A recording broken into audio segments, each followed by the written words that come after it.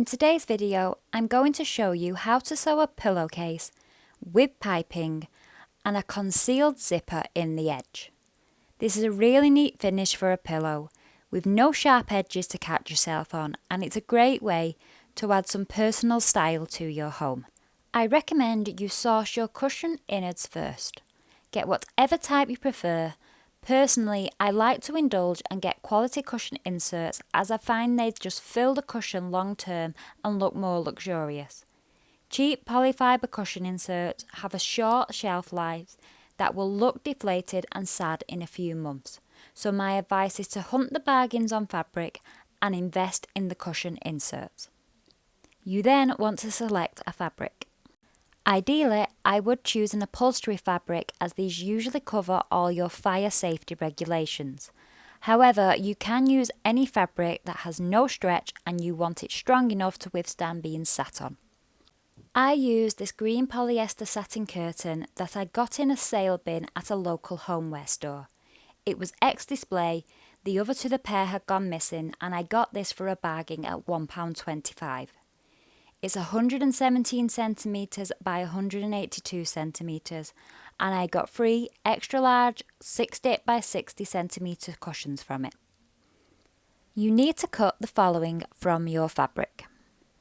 A front and back cushion cover to these dimensions. You need your cushion cover slightly smaller than your cushion insert. The smaller size allows it to look fuller and plumper. If your fabric is delicate, you may want to make them larger so it's not under as much strain. For seam allowance, I like to use 1 centimetre. You will need piping cord that measures the distance of the perimeter of your pillow, plus a little extra for forming an overlap, so your 4 sides added together. This you can buy at a haberdashery or online, and it comes in multiple widths. I'll discuss this a bit more during the process. Over the piping cord, you will need a strip of fabric of the same length as your cord. The width of the strip I used here was 1.5 inch. You need to be able to wrap this strip around your piping cord, and the excess should be your seam allowance. You can cut it on the bias if you have enough fabric, but straight of grain works too. I have a tutorial on making continuous bias strips quickly here if you need some help on that. You will also need a regular zipper. You can buy ready cut or by the yard. Ensure the length is the same as your longest edge.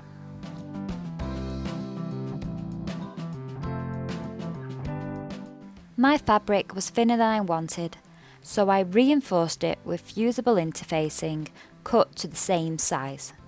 Just ensure you press and attach it from the centre out to avoid creases and pockets. You can see here how it changes against the properties of the uninterfaced fabric simply by adding the layer.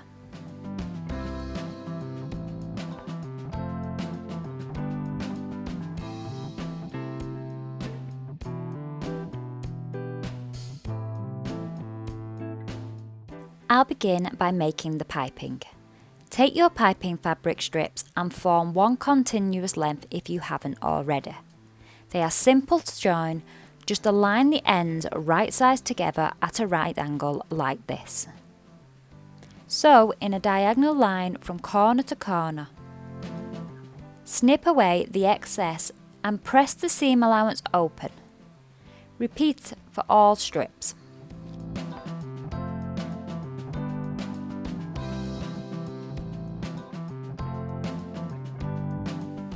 Place your piping cord in the centre and fold in half wrong sides together.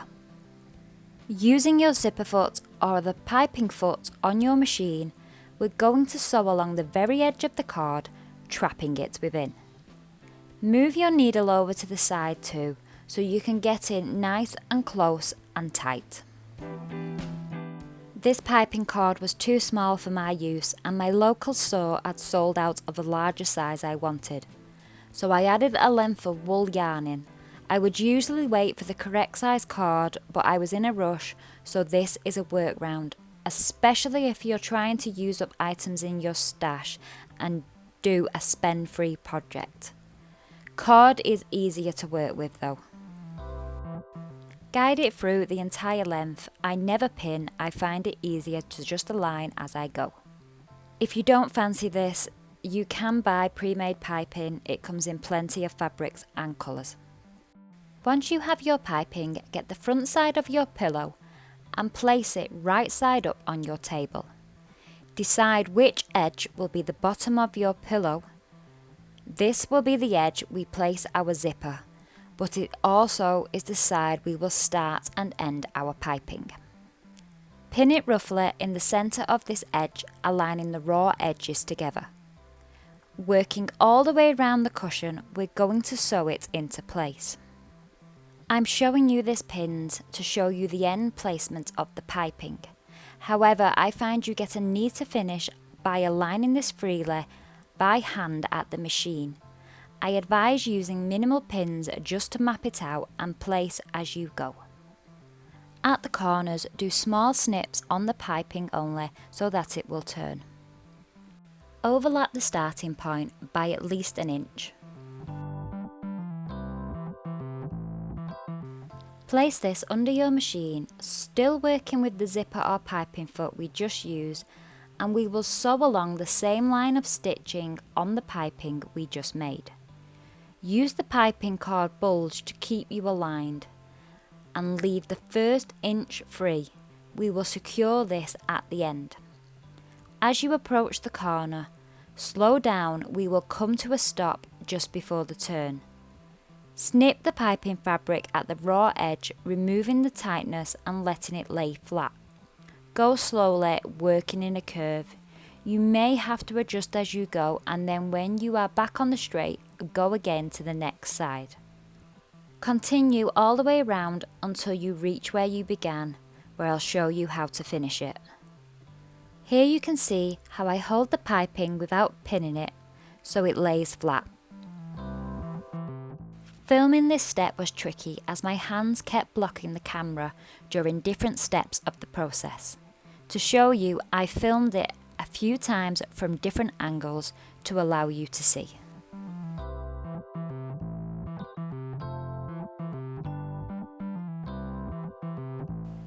Notice how at the corner, I snip the piping only once I reach it, not before. In the top-down view, I showed you where I pinned this, so you had an idea how to do it, but I prefer doing it as I sew.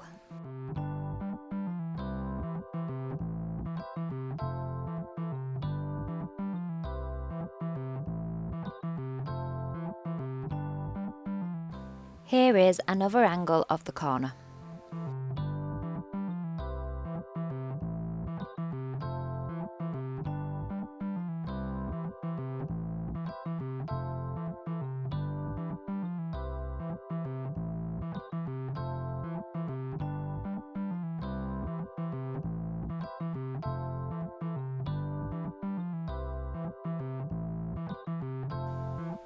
When you finally reach where you started, stop about an inch from the end, so we have a 2-inch length unsewn. Cut away the excess piping at this point. We have an inch overlap now on the 2-inch gap. Use your unpicker and open the piping on this overlap section for one side, all the way back to the start of the overlap point. Peel the fabric off the piping cord and cut the piping cord away, not the piping fabric, just the inside cord. Fold the fabric overlap under itself by about 1 centimetre, and then tuck this around and over the start of the piping. The piping cord should butt up against each other here smoothly. Pin this down. See how we have no bumps or raw fabric, no crosses, just a smooth line of piping. To finish, continue sewing all the way till you meet where we started, backstitching to tie off. You are left with a nice neat square of piping. You can press your fabric now if you wish. A step I do now as I go around all 4 edges and finished my raw edges. I use my overlock for this. You can use a zigzag stitch on your regular machine. I do it for the front and back cover. You do not have to do this step, but I do hate when you buy pillows in stores and then you are cleaning them or just switching inserts around and you get a ton of frayed edges inside. Of course, if you have a fabric that doesn't even fray, you certainly don't need to do this step.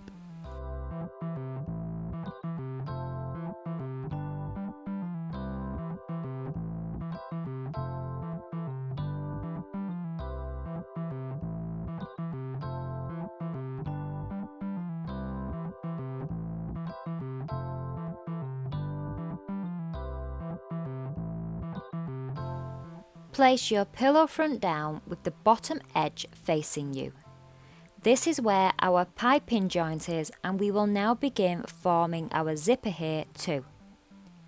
Get your pillow back and place it on top right sides together. Align the corners and midpoints if you wish. Doing all 4 corners can help stabilise it whilst you're working here. You need the bottom edge to be fully aligned.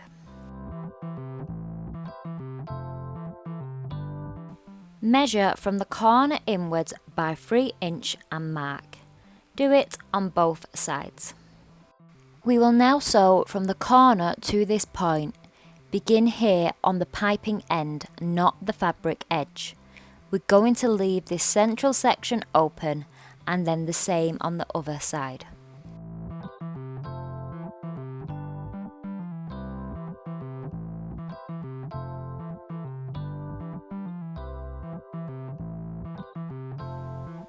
Once again, we're sewing with the zipper foot with the needle over to the side.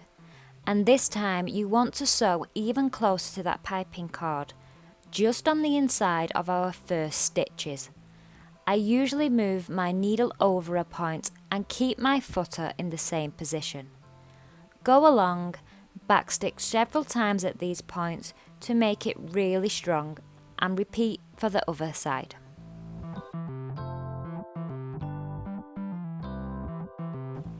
Take this to your iron and press the back edge seam allowance under. Your sewn seam helps guide you here, a nice, even, smooth line.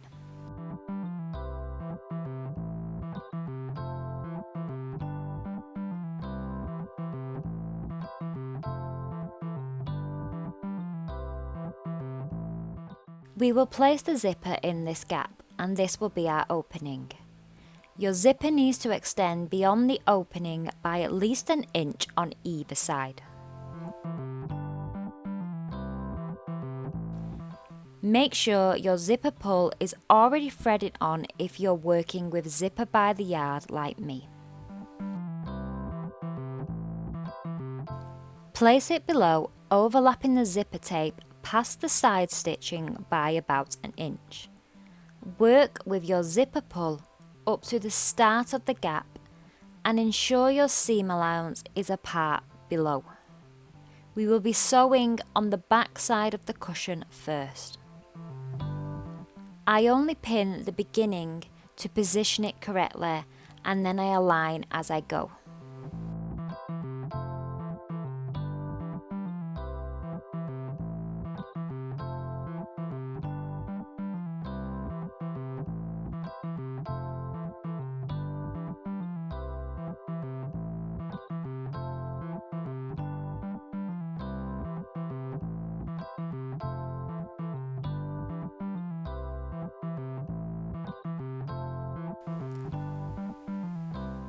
Still using the zipper foot, start before the gap, and I like to start near the piping. Working from the right side, I curve out and sew about 1 centimetre from the edge. Align your fabric edge with the zipper teeth. Work all the way along and then curve back into the seam. You don't have to curve, I just think it looks neater doing so.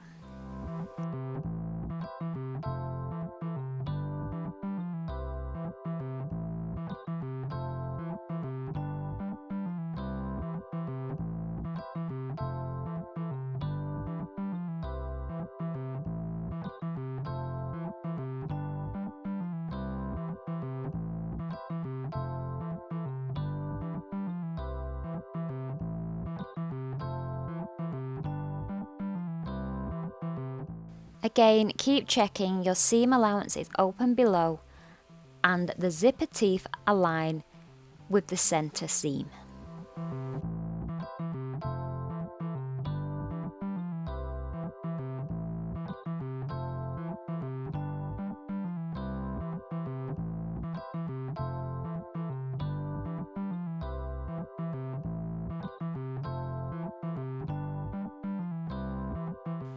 Now we will sew the other side. I do not pin here other than at the start. I make sure I have the seam allowance open and the zipper tape correctly aligned. We will go down the other edge stitching in the ditch. So you want the piping to cover the zipper teeth and then your needle to go in the line between the piping and the pillowcase front. This gives us a completely invisible zipper application from the front.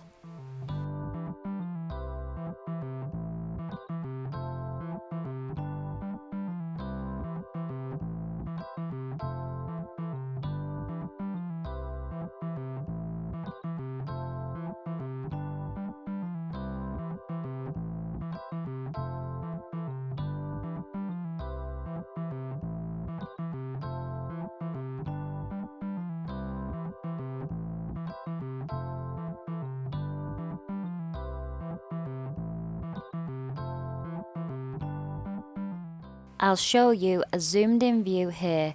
We're aiming for in between.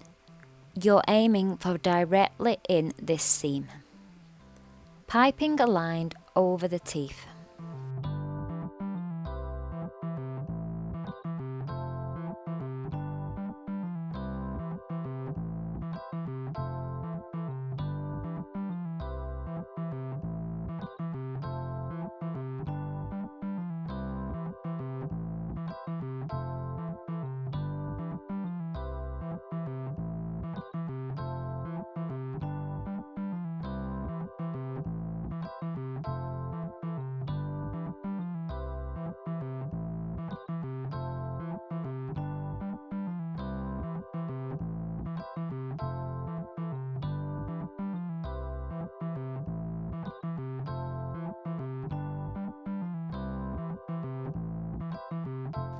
Again, at the end, lift and check the underside as you go to check it straight. At some point, you'll need to move your zipper tab out of the way. I like to do this right near towards the last few inches of the tape, as I find the longer you leave it closed, the better finish you get.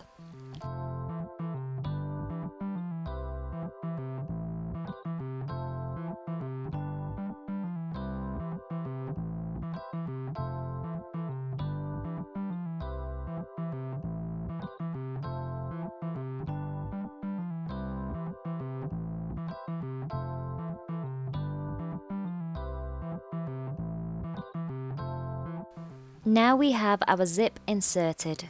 We can see how neat that will look done. That's the hardest bit complete.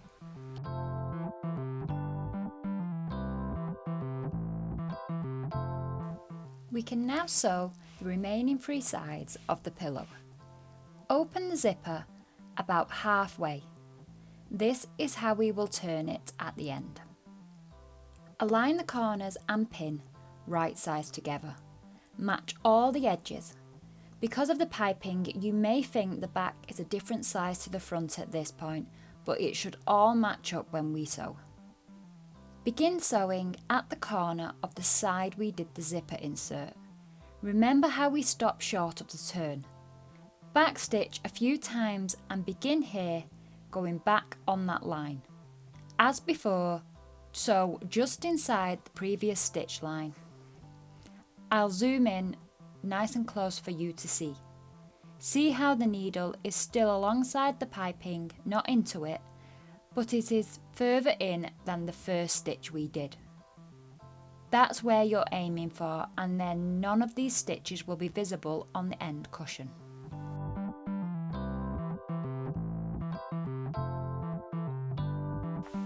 The corners are done just like we did the piping application. Feel, adjust, work slowly.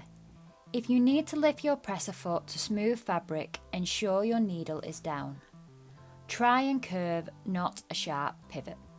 Go all the way round and finish on the stitches on the other side of your zipper at the corner. Backstitch to finish off.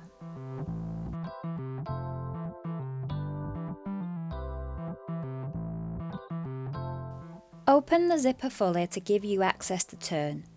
Turn your pillow out and check you have no tucks or gathers or anything unsightly first. Then turn it back inside out. Adjust anything you need to before this next step. Snip the corners away and turn it out. Use your fingers to really ease out them corners smooth. Make sure you can see no excess piping or you've pinched the piping. You can see just how good this looks already.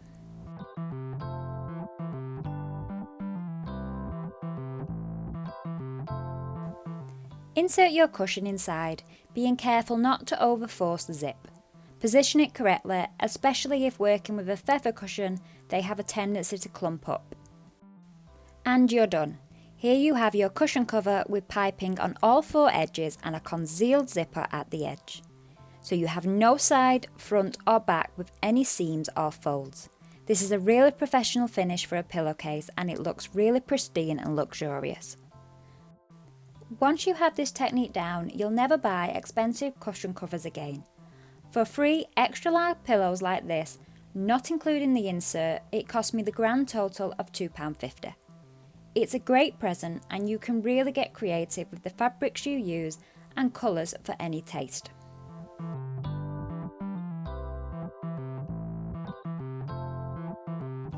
I hope you enjoyed today's video.